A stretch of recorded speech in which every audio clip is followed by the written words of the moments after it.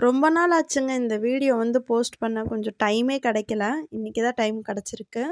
இந்த கேக் பார்த்தீங்கன்னா, strawberry cake தான். 1 கேஜில வந்து கஸ்டமர் வந்து கார் கேக் வந்து கேட்டிருந்தாங்க. ஸோ இந்த கார் கேக் வந்து எப்படி பண்ணேன் அப்படின்னு தான் பார்க்க போறோம். 8 இன்ச் பேன்ல வந்து போட்டு வேக வச்சு எடுத்துக்கிட்டேன்.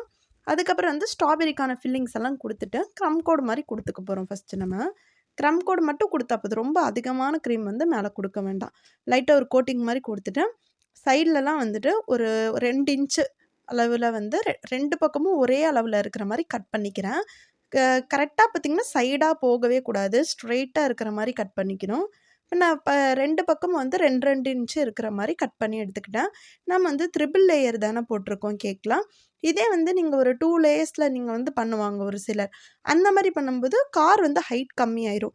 பட் இந்த மாரி ஹைட் இருக்கும்போது லுக்கிங்கா அழகா இருக்கும் பார்க்க. ஒரு லைட்டான ஒரு க்ரம் கோடு குடுத்துட்டு, ஒரு 10 மினிட்ஸ் போல ஃப்ரிட்ஜில வச்சு எடுத்துட்டு வந்துடலாம்.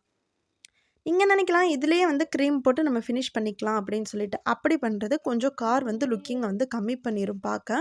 நம்ம என்ன பண்றோம்னா, ஃபர்ஸ்ட் வந்து ஒரு க்ரம் கோடு குடுத்துறலாம். க்ரம் கோடு குடுத்து முடிச்சுட்டு, ஒரு 1/2 அன் ஹவர் போல வந்து ஃப்ரிட்ஜில வச்சு எடுத்துக்கலாம். அதுக்கப்புறம் பார்த்தீங்கன்னா, நான் கலர் வந்து மிக்ஸ் பண்ணி வச்சிருக்கேன். கஸ்டமர் வந்து வயலட் கலர்ல தான் வேணும்னு சொல்லியிருந்தாங்க. பார்க்க பார்த்தீங்கன்னா, உங்களுக்கு லைட்டா தெரியுது. பட் வந்து டைரக்ட்டா பார்க்கும்போது கொஞ்சம் டார்க்காவே இருந்தது. நான் இத வந்து கலர் மிக்ஸ் பண்ணி தான் ரெடி பண்ணி வச்சிருந்தேன். ஸ்டார் நாஸில் யூஸ் பண்ணி கொஞ்சம் கூட கேப் விடாம இந்த மாரி போட்டு எடுத்துக்கோங்க. நீங்க வந்து கொஞ்சம் சிரமம் பார்க்காம இந்த மாரி பண்ணீங்கன்னா தான் பார்க்க வந்து அழகா இருக்கும் ஃபினிஷிங்கு.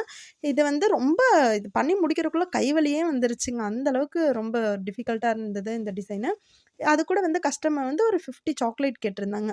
நட்ஸ் போட்டு நான் அதே போல வந்து ரெடி பண்ணிட்டு, சில்வர் ஃபாயில் போட்டு க்ளோஸ் பண்ணிக்கிட்டேன்.